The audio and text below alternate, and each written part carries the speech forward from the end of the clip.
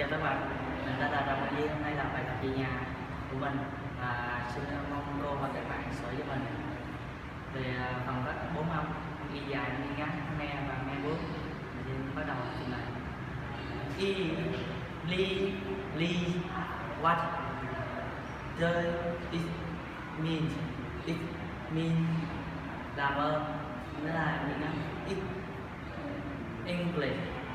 Excuse me, can you help me with my English exercise?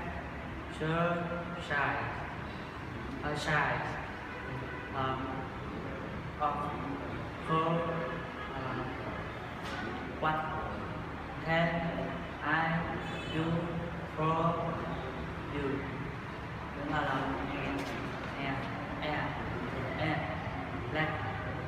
let me go first, please.